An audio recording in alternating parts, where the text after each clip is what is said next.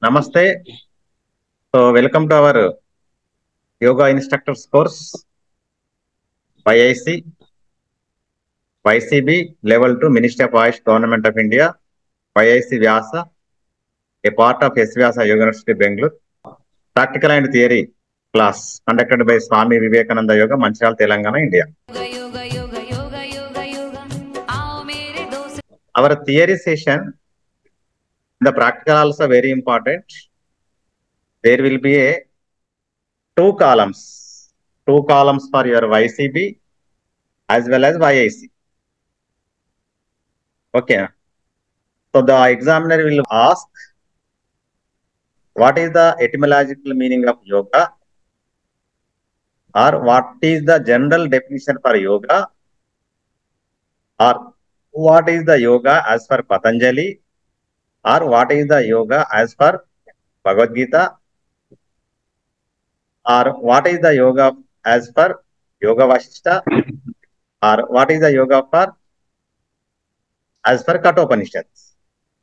Anybody tell me what is the etymological meaning of yoga? General definition for yoga. Joining. You can say anybody and raise your hand. Then tell me the answer. Other people, please mute. Tell me, Harta garu. Union, sir. Or join. Okay. Union. What is the root word? Yuj. Yuj. Okay. Yuj. What is the meaning of yuj? Yuj is join or union. Okay. How many things, minimum things you need to join or merge or unite? Two things to be union. Two things minimum. What are they? Joining Jivatma with Paramatma.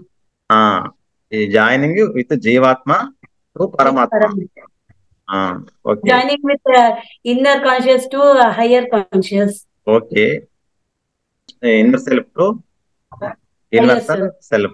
Jivatma to Paramatma. Limited energy to unlimited energy. Why should we merge to Jivatma to Paramatma? Why? What is the need?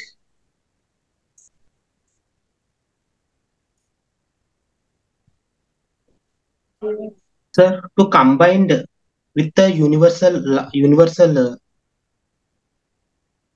moksha or mukti, sir? Mukti or moksha, that is to join with the universal consciousness.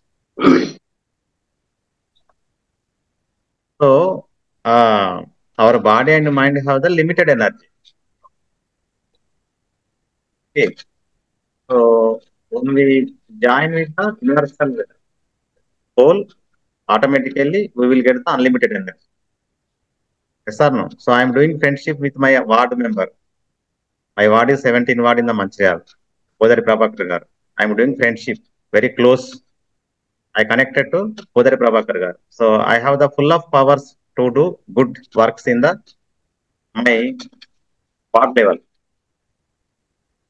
And so, I am doing friendship with my MLA. So, increased radius. In the similar way, my powers also increased. Understand? The same way I am doing with friendship with Mr. Revant Reddy garu. Very closely. Sir. No, just I am telling the example, madam. Okay. Okay, I am the close friend. I am connecting to PM Modi ji. My energy levels are increased or not? Increased. Increased or not? Only after all maintaining India, controlling India, Modi. I am the close friends. So automatically my energy levels are increased. The same way, this universe is also controlling one super conscious universal soul. So when I connect to the universal soul, I have the unlimited energy levels. Okay, right? Okay. There is one sloka for yoga. Kiran garu, what is the sloka? Just what is the sutra for general definition for yoga. యోగః చిత్తవృత్తి నిరోధః. Not I'm asking the Patanjali Maharshi. Just what is the etymological meaning? Yuj. So Yuj there means will be one joint. sutra there. Yujyate anena iti yoga. Yujyate anena iti yoga. The root word come yoga. The root word yoga come from yuj. Okay. In our general yoga session, I am saying one bhajan. That is the example for unite జీవాత్మ to పరమాత్మ. ఆత్మ నిశ్చలం అయితే పరమాత్మ నిశ్చలం అవునా? ఆవుకు రంగులు ఉన్నాయి గాని పాలకు రంగులు ఉన్నాయా? ఆవు వంటిదే నీ ఆత్మ, పాల వంటిదే పరమాత్మ. అంటే ఏంది? ఆవు అనేది రంగులు ఉన్నాయి, పాలకు రంగులు లేవు. అంటే అది కొంచెం ఉదార స్వభావం అన్నమాట పాలు అనేది. అండర్స్టాండ్? ఏటికి వంపులు ఉన్నాయి, ఏటికి నీటికి వంపులు ఉండవు. భజనకు హంగులు ఉంటాయి, ఒక్కొక్కరు ఒక డైరెక్షన్ లో భజన చేస్తూ ఉంటారు. భక్తికి హంగులు లేవు, అంటే భక్తి అనేది పరమాత్మ. అక్కడ చెరకుకు వంకలు ఉంటాయి, చెరుకు క్యారెక్టర్ ఈజ్ జీవాత్మ క్యారెక్టర్. తీపికి వంకలు ఉంటావు, సో తీపి క్యారెక్టర్ ఈజ్ పరమాత్మ క్యారెక్టర్. ఓకేనా? పూలకు రంగులు ఉంటాయి, మల్లె పువ్వు తెల్లగా ఉంటుంది, గులాబీ ఒక కలర్ ఉంటుంది, రకరకాలుగా పూల కలర్స్ ఉంటాయి, కానీ పూజకు కలర్స్ ఉండవు. అంటే ఇది పూల క్యారెక్టర్ జీవాత్మ క్యారెక్టర్, తర్వాత పూజ క్యారెక్టర్ ఏమో పరమాత్మ క్యారెక్టర్. ఓకే, కొన్ని చెప్పండి జీవాత్మ క్యారెక్టర్ ఏంటో. ఇంకా నేను చెప్పిన కొన్ని మీకు ఓన్ గా చెప్పొచ్చా సార్? ఇవి దీంట్లోనే చెప్పాలా సార్? మీరు ఓన్ గా చెప్పండి. జీవాత్మ క్యారెక్టర్ ఏంటి, పరమాత్మ క్యారెక్టర్ ఏంటి? సార్ మన బాడీలో అన్ని పార్ట్స్ డిఫరెంట్ డిఫరెంట్ గా జీవాత్మకి ఇండికేట్ చేస్తాయి, హోల్ బాడీ పరమాత్మకి ఇండికేట్ చేస్తాయి. మా స్కూల్లో విద్యార్థులు, ఒక విద్యార్థి వచ్చి ఇంకొక విద్యార్థిని అరే కర్రీవాడా అన్నాడు. కర్రీవాడా, వాడు జీవాత్మ క్యారెక్టర్ అయితే అరే నన్ను కర్రీవాడా అంటావని వీన్ని తిట్టడమో కొట్టడమో జరుగుతుంది. జీవాత్మ క్యారెక్టర్. పరమాత్మ క్యారెక్టర్ అయితే ఓహో వాడు నన్ను కర్రీవాడా అంటున్నాడు, ఐఎమ్ ది శ్రీకృష్ణ భగవాన్ అని ఒక స్మైల్ ఇచ్చింది అనుకోండి, అది పరమాత్మ క్యారెక్టర్. ఓకేనా? ఇంకొక విద్యార్థి వచ్చి ఒకరిని పొట్టోడా అన్నాడు. పొట్టోడా, నన్ను పొట్టోడా అంటామని చెప్పి వాడిని తిట్టడమో కొట్టడమో జరుగుతుంది. వాళ్ళ స్కూల్లో హెడ్ మాస్టర్ దగ్గర పోతుంది, అక్కడ దిగకపోతే ఇంటికి వెళ్ళిన తర్వాత సాయంత్రం వాళ్ళ అమ్మ నాన్న అక్కడ దగ్గరికి వెళ్తుంది. అక్కడ ఎక్కువ అయితే పోలీస్ స్టేషన్కి పోతుంది. పెద్ద కథ అవుతుంది. చిన్న చిన్న విషయాలతో పెద్ద పెద్ద చంపుకున్నోడు కాడికి కూడా వచ్చిన సందర్భాలున్నాయి, అంతే కదా. సో వాడు పొట్టోడా అన్నప్పుడు నేను పొట్టివాడిని, చాలా గట్టివాడిని అని చెప్పి ఒక స్మైల్ ఇచ్చిండు అనుకో, పరమాత్మ క్యారెక్టర్. అంటే బ్రాడ్ క్యారెక్టర్ అన్నమాట. చిన్న చిన్న విషయాలకు మనము రెస్పాండ్ అయ్యి ఈ ఫైటింగ్స్ చేస్తే అది చీఫ్ క్యారెక్టర్. కొంచెం ఉదార స్వభావంతో ఉంటే మనకు అది పరమాత్మ క్యారెక్టర్. పరమాత్మ చాలా ఉదారం.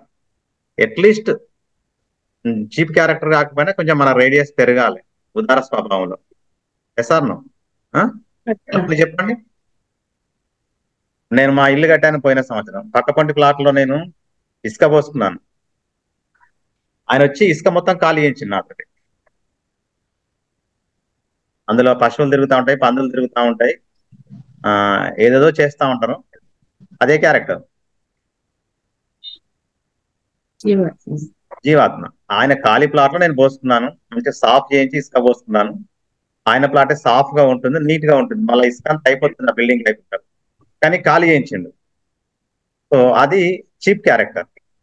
అరే నా ప్లాట్ లో ఇసుక పోస్తున్నాడు, నేను ప్లాట్ అయితే కట్టుకుంటలేను కదా అని చెప్పి ఆయన వచ్చి మంచిగా మాట్లాడి మొత్తం ఇల్లు అయిన తర్వాత మంచిగా నీట్ గా చేయించండి అంటే నేను హ్యాపీగా ఫీల్ అయ్యేవాడిని. అది కొంచెం బ్రాడ్ క్యారెక్టర్. సో ఇట్లా మన జీవితంలో ఎన్నెన్నో ఉంటాయి, చాలా విషయాలు ఉంటాయి, చీప్ అండ్ బ్రాడ్. సార్ చెప్పండి కొన్ని. సార్ మొన్న ఒక ఇన్సిడెంట్ జరిగింది సార్. నా ఫోటోని నా ఫ్రెండ్ చూసారనమాట. ఒక 12 years బ్యాక్ మా క్లాస్మేట్ అనమాట. చూసి అలా ఎలా ఉన్నావు, అదే 12 years తర్వాత మాట్లాడుతున్నాము. మాట్లాడేటప్పుడు ఏం చేస్తున్నావు ఏంటి అది ఇది అంటే, నేను యోగా టీచర్, ఇప్పుడు ట్రైన్డ్ యోగా టీచర్ అని చెప్తున్నాను. తను నవ్వాడు సార్. నువ్వు చూసావా ఎలా ఉన్నావు, నువ్వు యోగా టీచర్వా అని అన్నాడు సార్. అని నవ్వితే అవునా సరే ఇది నాకు ఒక మోటివేషన్, థ్యాంక్స్ మోటివేట్ చేసినందుకు అని చెప్పాను సార్. తను సడన్ గా ఉండి నిజంగా చాలా మారిపోయావు, చాలా పాజిటివ్ గా తీసుకుంటున్నావు, ఎక్కిరిచ్చినా కూడా దాన్ని మోటివేషన్ గా తీసుకుంటున్నావు, గ్రేట్ అని చెప్పి ఇది చేశారు సార్. ఓకే, సో అలా మనం పాజిటివ్ గా మనం స్వీకరిస్తే మనకి ఘర్షణలు ఉండవు, గొడవలు ఉండవు, స్ట్రెస్ ఉండదు, యాంగ్జైటీ ఉండదు, డిప్రెషన్ ఉండదు, నెగిటివ్ కెమికల్స్ రిలీజ్ కావు మన బాడీలో, మైండ్. కాబట్టి చిన్న చిన్న విషయాలకి చిటికి మాటికి చిందులు వేస్తూ ఈర్ష్య, కోపము, ద్వేషము, స్వార్థము, అన్యాయము, అమానత్వము, కామము, క్రోధము, లోభము, మోహము, మదము, ఇట్లా ఇవన్నీ ఉన్నాయి కదా. సో అవన్నీ వచ్చేస్తాయి అన్నమాట మనకి చీప్ క్యారెక్టర్ తోటి. వచ్చేస్తే ఫస్ట్ వచ్చేది మనకు రోగాలు. తిన్నది అరగదు, నిద్ర పట్టదు, అరిగింది బయటకు వెళ్ళదు. ఇవన్నీ మీకు చెప్పిన కదా చాలా సార్లు. కాబట్టి ఇంకొకటి సార్, కొంతమంది ఏదైనా సాధిస్తారు కదా సార్, సాధించింది ఎవరో అన్నారని బాధలో సాధిస్తారు కదా సార్. సో అలా బాధపడుకోకుంటే సాధించలేము కదా సార్. సో ఇది ఒక రకంగా మంచిదే కదా సార్. ఎవరు అన్నారని అంటే ఎవరు అన్నారని బాధపడి పట్టుదలతో సాధిస్తారు కదా సార్. ఎవరు ఏమైనా పట్టించుకోకూడదు అంటే మనం ఏమి సాధించలేము కదా సార్. ఇప్పుడు నేను అన్నాను మిమ్మల్ని, మీరు సాధన స్టార్ట్ చేశారు, దాన్ని రెస్పాండ్ అయ్యి గొడవ పడకు. హరిత గారు ఏం యోగా టీచరు, ఆమె చూస్తే యోగా టీచర్ లాగా లేదు అన్నాను అనుకోండి, మీరు మైండ్ లో ఫీడ్ చేసుకొని దాన్ని సాధన చేసి 2 నెలల తర్వాత ఐఎమ్ ది ఫిట్ అని చెప్పి నాకు చూపించు. అంతే తప్ప నువ్వు నన్ను యోగా టీచరు అన్నావు అని చెప్పి వారు స్టార్ట్ చేసినావు అనుకోండి, అది ఒక రోజుతో అయిపోతే ఏం కాదు, నో ప్రాబ్లం. ఒక రోజు ఉంటాయి స్ట్రెస్ హార్మోన్స్, మళ్ళా 24 hours తర్వాత మళ్ళీ రీఫ్రెష్ అవుతుంది. కానీ ఈ గొడవే మనకు 1 నెల రోజులు జరిగింది అనుకో మన మధ్య, డెఫినెట్ గా మీకు డయాబెటీస్ దిగుతుంది.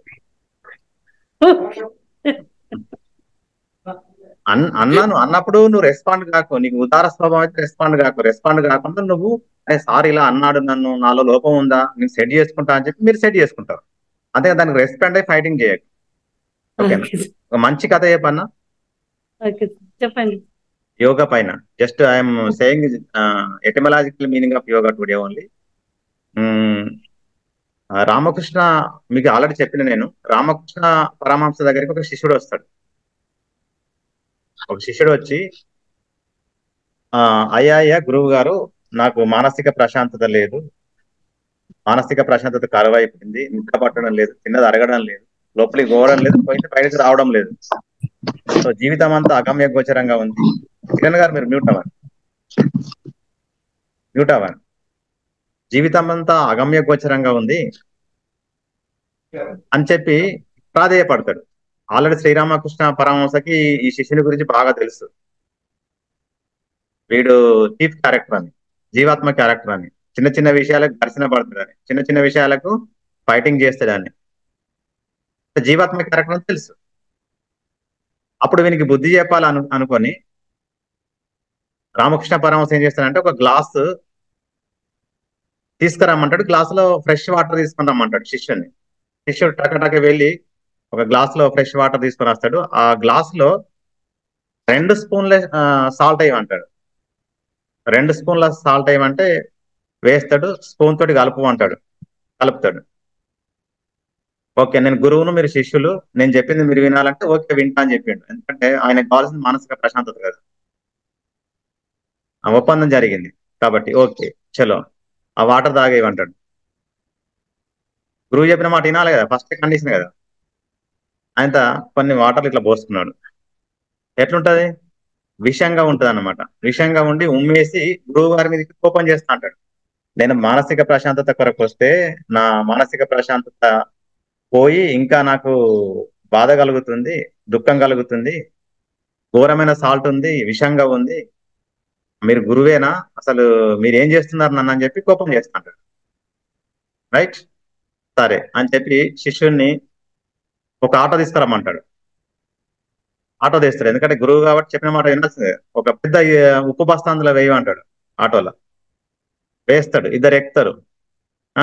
ఆటోలో టక టక టక అని చెప్పి ఊరవతల ఒక పెద్ద చెరువు ఉంటుంది, మంచి చెరువు. ఆ చెరువు దగ్గరికి వెళ్ళిన తర్వాత ఉప్పు బత్తను అందులో కలుపు అంటాడు. ఉప్పు బత్త పూర్తిగా కలిపేస్తాడు. ఇప్పుడు గ్లాస్ తీసుకోమంటాడు. గ్లాస్ తీసుకోమని ఆ చెరువులో నీరు గ్లాస్ వాటర్ తాగమంటాడు. ఫ్రెష్ చెరువు అన్నమాట. తాగుతాడు. ఎట్లుందని అడుగుతాడు. చాలా స్వీట్ గా ఉన్నాయి గురువు గారు, చాలా నిర్మలంగా ఉంది, చాలా ఫ్రెష్ గా ఉన్నాయి వాటర్, నాకు ఉప్పు ప్రభావం ఏం లేదు అని చెప్పి గురువు గారు చెప్తాడు. ఈ కథ యొక్క అంతరార్థం మీకు ఏమర్థం అని చెప్పండి. మన మనసు కూడా స్వచ్ఛంగా ఉండాలనేది దాని అర్థము సార్. ఆ వాటర్ ఎలా ఉందో ప్యూర్ గా మన మనసు కూడా అంత ప్యూర్ గానే ఉండాలని దాని అర్థం. ఓకే, ఇంకా క్వాంటిటీ ఆఫ్ ఉప్పు మారింది కదా సార్ వాటర్ కి. అక్కడ ఎక్కువ వాటర్ లో తక్కువ ఉప్పు అయినందుకు అది స్వీట్ గా అనిపించింది, తక్కువ వాటర్ లో ఎక్కువ ఉప్పు అయినందుకు అది చేదుగా అనిపించింది.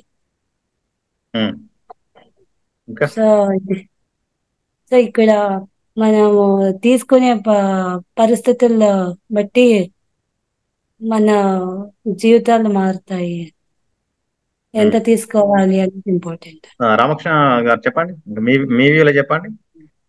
If we expand ourselves to the infinite self, so, మనం మన ఉనికిని చాలా వాస్ట్ గా చాలా పెద్దగా ఎక్స్పాండ్ చేసుకుంటే, అంటే పాజిటివ్ అనుకున్నాం, అంటే నేను చెప్పేది పాజిటివ్ కూడా కాదు, సపోజ్ అర్థం చేసుకోవడానికి పాజిటివ్ అనుకున్నాం. సో మచ్ పాజిటివ్నెస్ ని మనం ఎక్స్పాండ్ చేసుకుంటే a small part of negativity cannot affect us.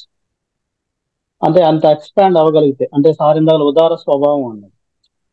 Contract అవుతుంటే మనం బాధపడగలుగుతాం. మనం చాలా పెద్దగా అయిపోతే ఆ బాధ చాలా చిన్నది అయిపోతుంది.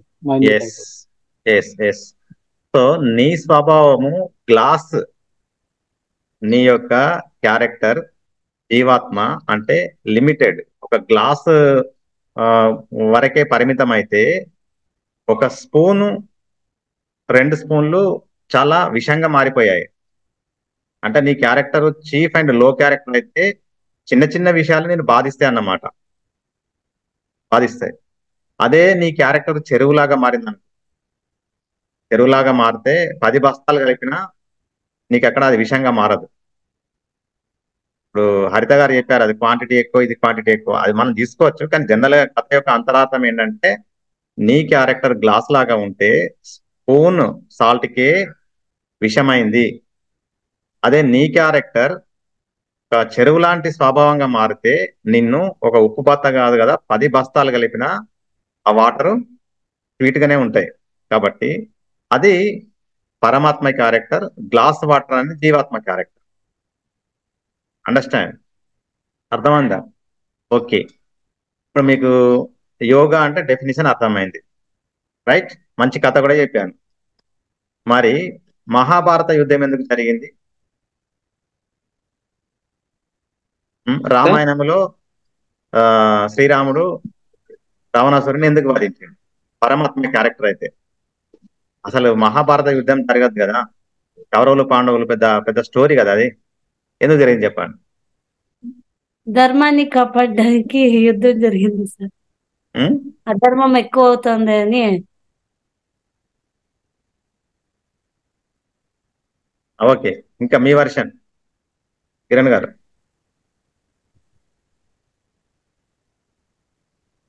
బ్రాడ్ క్యారెక్టర్ అయితే యుద్ధాలే ఉండదు కదా సార్. అది తన్ను మించిన ధర్మం లేదంటారు కదా సార్. మనకి కష్టం జరిగినప్పుడు తప్పకుండా మనం అక్కడ కౌరవులేమో 100 మంది సార్, పాండవులేమో 5గురే. కానీ అక్కడ 5గురు ఉన్నందుకే ధర్మం గెలిచింది, 100 మంది ఉన్నందుకు అధర్మం ఓడిపోయింది సార్. ఇంకా నా దగ్గర నుంచి ఏమీ లేదు సార్ సమాధానం. నాకు ఇందాక మీరు చెప్పినప్పుడు నాకు రాముడు గుర్తొచ్చాడు. యాక్చువల్గా మీరు ఎందుకు గుర్తొచ్చాడంటే, ఆయన ఒక కింగ్, ఎవరో ఒక ముసలాం ఆయన కోసం వెయిట్ చేస్తుంది, ఆమె చిన్న పండుని అతనికి ఇచ్చింది అంటే ఒక కింగ్ కి తినాల్సిన అవసరం ఉండదు. నేను ఏదనుకుంటే అది ఫారెస్ట్ ఇంకా రావచ్చు కూడా మోస్ట్లీ. అంటే ఎంత నాకు అప్పుడప్పుడు రాముని తలుచుకుంటే నాకు ఎందుకు కళ్ళు చెమరుస్తాయి. ఎందుకంటే అంత పెద్ద హృదయం లేకపోతే అవ్వదు పని అని. అంటే ఇప్పుడు కూడా ఆ చెరువులో ఒక బస్తా ఉప్పేసినన్నే సరిపోయిందంటే ఇప్పుడు రాముడు ఎంత విశాల హృదయం కలిగి ఉన్నాడో అసలు ఎవరినైనా యాక్సెప్ట్ చేసే అంత, చివరికి రావణాసురుడిని కూడా యాక్సెప్ట్ చేసే అంత అని అనిపించింది నాకు అదొకటి. సరే ఇప్పుడు ఇది యుద్ధం ఎందుకు జరిగింది అంటే నాకేం పాయింట్ ఆఫ్ వ్యూ లేదు సార్ దాని మీద. అయితే అంటే నీకు గాని లేకుంటే నీ పరిసరాల్లో గాని లేక సమాజానికి గాని తీవ్రమైనటువంటి నష్టం జరగబోతుంది, జరగబోతుంది అనేటప్పుడు దానికి ముందే నువ్వు ఒక 3 సార్లు పరమాత్మ క్యారెక్టర్ వహించాలి. యాజ్ పర్ భగవద్గీత భగవద్గీతలో పాండవులు మాయాజూదంలో ఓడిపోయారు. నిజమైన జూదం కాదు, మాయాజూదంలో ఓడిపోయారు. సో అదేదో జరిగిందని చెప్పి కృష్ణుడు మధ్యవర్తిగా ఉంటూ కౌరవులని, సరే వీళ్ళు ఓడిపోయారు, సో పాపం వీరికి ఉండడానికి ఏ ఇల్లు కూడా లేదు చెప్పి ఫస్ట్ సరే మీ రాజ్యంలో ఒక 5 గ్రామాలు 5గురికి ఇవ్వండి అని రిక్వెస్ట్ చేసిండు. ధర్మరాజుకి ఒక విలేజ్, భీమునికి ఒక విలేజ్, అట్లా 5గురికి 5 విలేజ్. ఓకేనా? అప్పుడు కౌరవులు ఏం చెప్పారు? ఇవ్వమన్నారు. సూజీ మనంత సెకండ్ రిక్వెస్ట్ ఏంది? పోనీ బాబు ఒక పెద్ద విలేజ్ ఇవ్వండి, పెద్ద 5 వాడలు ఉన్నటువంటి పెద్ద విలేజ్ ఇవ్వండి, వాడకు ఒకరు ఉండి వారు జీవిస్తారని చెప్తే సెకండ్ రిక్వెస్ట్. సో అప్పుడు కూడా నో అని చెప్పారు. థర్డ్ రిక్వెస్ట్ ఏం చేశాడంటే పోనీ ఒక పెద్ద ఇల్లు ఇవ్వండి, 5 గదులు ఉన్నటువంటి ఇల్లు ఇవ్వండి, 5గురు ఉంటారని చెప్పి 3వసారి రిక్వెస్ట్ చేశాడు. అప్పుడు ఏం చెప్పారు కౌరవులు? గుండు పిన్ను మోపినంత కూడా మేము ఇవ్వము, మీరేం చేసుకుంటారో చేసుకోండి అని చెప్పి స్ట్రాంగ్ గా వార్నింగ్ ఇస్తారు. అంటే వీళ్ళు మాయాజూదము ఆడడం అనేది, మాయాజూదంలో గెలవడం అనేది అన్యాయం, అధర్మం. సో అన్యాయం అధర్మంలో పోనీ వీళ్ళు ఎట్లా ఏదో చేసి ఓడిపోయారని చెప్పి కనీసం వాళ్ళు జీవించడం కొరకు మినిమం రిక్వైర్మెంట్ అడిగితే తిరస్కరించడం, లాస్ట్ కి గుండు పిన్ను కూడా మేము ఇవ్వము, మీరు ఏం చేసుకుంటారో చేసుకోండి అంటే వీళ్ళ అధర్మము మితిమీరిపోయింది. అంటే వీళ్ళ అధర్మము పాండవుల వరకే కాకుండా ఈ ప్రపంచానికి సోకుతుంది. అంటే వీళ్ళతోటి ప్రపంచానికి నష్టం అని చెప్పి దెన్ స్టార్ట్ ద వార్. కాబట్టి మనకు కానీ మన పరిసరాలకు కానీ సమాజానికి కానీ ఏదైనా జరగరాంది తీవ్రమైనటువంటి నష్టం జరుగుతుంది, అధర్మం జరగబోతుంది అన్నప్పుడు మనము పరమాత్మ క్యారెక్టర్ లాగా ఆ టైంలో ఉండరాదు.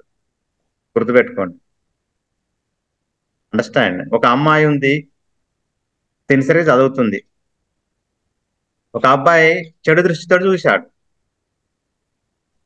చూసినప్పుడు ఫస్ట్ చెంప చెల్లు అని అనిపించద్దు. ఆ జీవాత్మ క్యారెక్టర్ అది పెద్ద కథ అవుతుంది. చూసిన తర్వాత ఏ బాబు నేను చదువుకుంటున్నా, నా పరిస్థితి ఇది, నేను అలాంటి దాన్ని కాదు, నేను చదువుకుంటా, నా జీవితంలో నేను గొప్ప వ్యక్తిగా కావాలనుకుంటున్నా చెప్పి ఫస్ట్ రిజెక్ట్ చేయాలి. బస్ దాంతో వాడు ఆపేసింది అనుకో, ప్రాబ్లం లేదు. వాడు మూర్ఖుడై తెల్లవారు కూడా మళ్ళీ అదే దృష్టితో చూసింది అనుకోండి,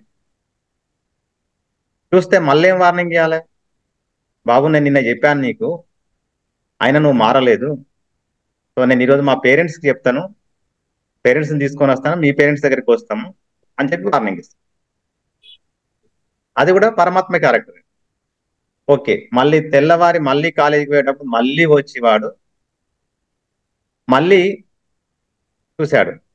చూస్తే ఈమె ఏం చేయాలి? పేరెంట్స్కి చెప్తుంది, వాళ్ళ పేరెంట్స్ దగ్గరికి వెళ్ళింది, పంచాయతీ పెట్టుకున్నారు, అయిపోయింది. అక్కడికి రేపంచి చూడను అని చెప్పి ఏదో మొత్తం మీద పంచాయతీ జరిగింది. అక్కడితో ఆగిపోయిందిగా. మూడోసారి ఆమె ఓపిక పడినట్టు కదా. మళ్ళీ 3-4 రోజులకి మళ్ళీ వాడు అదే దృష్టితో చూసి వచ్చి చేయబట్టుకున్నాడు అనుకోండి, అప్పుడు పరమాత్మ క్యారెక్టర్ ను పాటిస్తే ఆమె జీవితం వేస్ట్ అయిపోతుంది. అప్పుడు సివియర్ యాక్షన్స్ పోలీస్ స్టేషన్కి పోవడమా, లేకుంటే వాడిని కొట్టడమా, లేకుంటే ఇంకా ఏమో పెద్ద పెద్ద లోతుగా ఆ ట్రీట్మెంట్ ఇవ్వాలి వారికి. అర్థమైందా? సో అట్లా మనకు యుజ్యతే అనేనత ఇది యోగా అంటే సార్ యోగాలో పరమాత్మ క్యారెక్టర్ అన్నారు కదా, మనం ఏం చేసినా నవ్వుకుంటా కూర్చుందామంటే కుదరదు. అండర్స్టాండ్? మహాభారత యుద్ధం ఎందుకు జరిగిందంటే ఇప్పుడు కాలు పుచ్చిపోయింది, క్యాన్సర్ వచ్చింది, కాలు పుచ్చిపోయింది. దాన్ని తీసేయకపోతే బాడీ ఉండదు, తీసేయకపోతే బాడీ ఉండదు. కాబట్టి ఆ కాలుని తీసేస్తే నీ బాడీ ఉంటుంది. కాబట్టి కౌరవుల యొక్క క్యారెక్టర్ ఏంటంటే మొత్తం అధర్మం అన్నమాట. సో దాన్ని తీసేయకపోతే ఈ ప్రపంచానికే ముప్పు. అందుకే ఆ యుద్ధం జరిగిందన్నమాట. ఓకేనా? తర్వాత ఇంకొక స్టోరీ కూడా ఇదే. మీకు ఆల్వేస్ జీవాత్మ క్యారెక్టర్ అయితే పరమాత్మ క్యారెక్టర్ అయితే ప్రమాదం ఏంటి? ఇంకొక కథ. ఈ 2 కథలు గుర్తుపెట్టుకోండి, మీకు యోగా డెఫినేషన్ మీకు అర్థమైనట్టే లెక్క. ఓకేనా? ఒక విలేజ్ నుంచి ఇంకొక విలేజ్ కి స్టూడెంట్స్ పోతా ఉంటారు. ఒక చిన్న ఖాళీ బాట ఉంటది, ఆ దగ్గర పక్కకే ఒక పుట్ట ఉంటది, ఆ పుట్టలో నాగుపాము ఉంటది. దాని రెసిడెన్స్ అన్నమాట. అది అంటే ఇది మీరు రియల్ కాదు, కొన్ని కథలు మీరు దాంట్లో నీతి తీసుకోవాలి మీరు. ఆ పాము ఏం చేస్తా అంటే, పాము స్వభావం ఏంది? బుస కొట్టడము, దగ్గరికి అయితే పడగ విప్పడము, కాటేయడానికి కొరకు రావడము, రకరకాల చేస్తాడు అన్నమాట. సో ఈ పిల్లలు పోతా ఉంటే అది బుస కొట్టడము, లేకుంటే సౌండ్స్ చేయడము, మీదికి రావడము చేస్తా ఉంటే ఈ పిల్లలంతా వెళ్ళి మళ్ళీ ఎవరికి చెప్తున్నారంటే శ్రీరామకృష్ణ పరమహంసకి చెప్తున్నారు. ఆయన గ్రేట్ పర్సన్ కాబట్టి, యోగి కాబట్టి, దేవుడు కాబట్టి ఆయన ఆ పాముకు వచ్చి వార్నింగ్ ఇచ్చాడు. ఏమని వార్నింగ్ ఇచ్చాడంటే, పామా నువ్వు ఇట్లా బుస కొట్టద్దు, పడగ విప్పద్దు, కాటేసే ప్రయత్నం చేయొద్దు, నేను చెప్తున్నా అంతే, సాత్వికంగా ఉండాలి, సిన్సియర్గా ఉండాలని చెప్పి వార్నింగ్ ఇచ్చిపోయాడు. ఆయన పాము ఏం చేసింది? తెల్లవారి పిల్లలు పోతా ఉంటే నక్కి నక్కి పడగ లేదు, విప్పులు లేదు, చూసులు లేదు, అలా చేస్తా ఉంటే పిల్లలు దాంతో అరే ఈ పాము ఎందుకు గిట్లా తయారని చెప్పి ఇట్లా కాలుతోటి ముందుకు అనడము, చేతుటి ఇట్లా అనడం, ఆరవడం చేస్తే శ్రీరామకృష్ణ పరమహంస ఏం చెప్పిండు? నువ్వు సిన్సియర్గా ఉండాలి, సైలెన్స్గా ఉండాలని చెప్పిండు కదా. అదే ఫాలో అవుతుంది. ఆయన ఆ రోజు విద్యార్థి చిన్నగా రాయితోటి ఇట్లా వేసిండు, వేయగానే సైలెన్స్. స్కూల్ టైం అవుతుందని పిల్లలు వెళ్ళారు, మళ్ళీ రాంగ కూడా అట్నే ఉండే, రాంగ కూడా అట్నే చేస్తే మళ్ళీ రాంగ కూడా సైలెన్సే. ఆయన ఆ రోజు 4 పిల్లలు రాళ్లతో వేసారు, తప్పుడు చేయలే, చిన్న చిన్న దెబ్బలు తగిలినాయి, లోపలికి వెళ్ళి పడుకుంది. మళ్ళీ తెల్లారి ఎట్లాగో మళ్ళీ వస్తారు కదా పిల్లలు గ్యాదర్ గా, అరే పాము ఇట్లా చేస్తుంది రా భయ్, దాంతో మంచిగా ఆడుకోవచ్చు అని చెప్పి వీళ్ళు సయాట్లు ఆడు పెట్టింది అన్నమాట. 4 రాళ్ళు అయినాయి, 5 రాళ్ళు అయినాయి, 10 రాళ్ళు. ఆయన రానుపోను ఒక రోజు చంపేశారు. కాబట్టి మన స్వభావాన్ని మనం కోల్పోతే, మన నిజ స్వభావాన్ని మనం కోల్పోతే, ఆల్వేస్ పరమాత్మ క్యారెక్టర్ లాగా ఉంటే, యూనివర్సల్ సోల్ లాగా ఉంటే అట్లా కూడా మనల్ని చంపేస్తారు అన్నమాట. అండర్స్టాండ్? మనకి ఎన్ని తత్వాలు ఉంటాయి? 3 తత్వాలు సార్. 3 తత్వాలు. ఒకటి సాత్వికము, ఒకటి రాజసికము, ఒకటి తామసికం. గుర్తుపెట్టుకోండి. సో మనిషికి 20% రాజసికం ఉండాలి, 20% రాజసికము, 60% సాత్వికం ఉండాలి, 20% తామసికం ఉండాలి. నువ్వు రాత్రి హాయిగా 7 గంటలు నిద్రపోవాలంటే నీకు మత్తు రావాలి. నీకు తామసికం లేకపోతే నిద్ర రాదు, నిద్ర రాకుండా రోగాలు వస్తాయి. అండర్స్టాండ్? సో 60% సాత్వికం, 60% నువ్వు ఆల్వేస్ పరమాత్మ బ్రాడ్ క్యారెక్టర్ లాగా మెయింటైన్ చేయాలి. 20% రాజసికం అవసరం. ఎలాంటప్పుడు నీకు గాని, నీ పరిసరాలకు గాని, నీ ఇంట్లో బంధువులకు గాని, మీ ఫ్యామిలీకి గాని, లేకుంటే సమాజానికి గాని, యావత్తు దేశానికి గాని ప్రమాదం వచ్చినప్పుడు నువ్వు తప్పకుండా ఎదిరించాలి. ఎట్లా ఎదిరించాలి? ఒక 3-4 సార్లు మనం ఓపికతోటి, సహనంతోటి, చిరునవ్వుతోటి ఆ సమస్యకు పరిష్కారం కల్పించేలాగా ప్రయత్నం చేసి, ఇక సమస్యకి పరిష్కారం వస్తలేదు, దేశానికి తీవ్రమైనటువంటి నష్టం జరగబోతుంది అన్నప్పుడు then start the war. Understand? మా ఇంట్లో ప్లెజర్ స్కూటీ ఉంది, దాంట్లో మాక్సిమం స్పీడ్ ఎంత ఇచ్చిండు? 120 ఇచ్చిండు. 120. నేను ఎట్లా పోవాలంటే నా బైక్ లో 60, 70, 50. ఇది మీడియం స్పీడ్ అన్నమాట, యావరేజ్ స్పీడ్. అండర్స్టాండ్? అర్థమైందా మీకు చెప్పేది? అర్థమవుతుందా? కొన్ని సందర్భాలలో మేకలు వచ్చినాయి, పశువులు వచ్చినాయి, బస్సు వచ్చింది, స్లో చేసుకోవాలి. అదేంటిది? తామసికం. ఏమీ లేదు, నేను 60 స్పీడ్ లో హాయిగా ప్రశాంతంగా పోతున్నా, అది సాత్వికం. మరి నీకు కంపెనీ 120 స్పీడ్ ఇచ్చింది, ఆ పలాని ఊర్లో అక్కడ యాక్సిడెంట్ అయింది, యాక్సిడెంట్ అయినటువంటి మన స్నేహితుడు ప్రాణాపాయ స్థితిలో ఉన్నాడు, అప్పుడు నువ్వు సాత్వికంగా పోతా అంటే కుదరదు. ఎట్లా పోవాలి? రాజసికం అవసరం, రాజసికం. సో అప్పుడు నువ్వు 100 పోవాలి, 100. కాబట్టి మనిషికి తామసికము, సాత్వికము, రాజసికం ఈ 3 ఈ విధంగా ఉంటాయి. యోగా యుజయితి అనేన ఇతి యోగ అంటే పరమాత్మ మీరు స్వభావం అన్నారు అని చెప్పి ఆల్వేస్ పరమాత్మ స్వభావంలో ఉంటే మన జీవితం ఎవరెవరు ఈ కలియుగంలో నాశనం చేస్తారన్నమాట. అర్థమైంది నేను చెప్పింది? రాజసికం కంపెనీ 120 ఇచ్చింది, నువ్వు ఆల్వేస్ 120 పోతే అవుట్, ఎక్కడో యాక్సిడెంట్ అయితే ఎప్పుడో చనిపోతావు విత్ ఇన్ షార్ట్ పీరియడ్. 120 కానీ 100 కానీ అట్లా పోవద్దు. అంటే రాజసికంలో ఆల్వేస్ ఉంటే నువ్వు మనిషివే కాదు. అట్లా అని నువ్వు ఎప్పటికీ మెల్లగా పోయినా వెనక నుంచి స్పీడ్గా వచ్చి గుర్తుతారు వెహికల్స్, గుర్తుపెట్టుకోండి. 10-20 అనుకోండి, వెనక నుంచి స్పీడ్గా వచ్చే వెహికల్స్ కూడా కొట్టుకొని పోతాయి, అది కూడా రాంగ్. అది ఎప్పుడు నీకు మెల్లగా పోవాలంటే నీకు పశువులు వచ్చినప్పుడు, మేకలు వచ్చినప్పుడు, బస్సులు వచ్చినప్పుడు, ఏమన్నా రోడ్డు డ్యామేజ్ గా ఉన్నప్పుడు మెల్లగా పోవడం కొరకు నీకు తామసికం. యావరేజ్ స్పీడ్ ఏంది? 60-70 యావరేజ్ స్పీడ్, అది 60% మనం అట్లా పోవాలి లైఫ్ లో.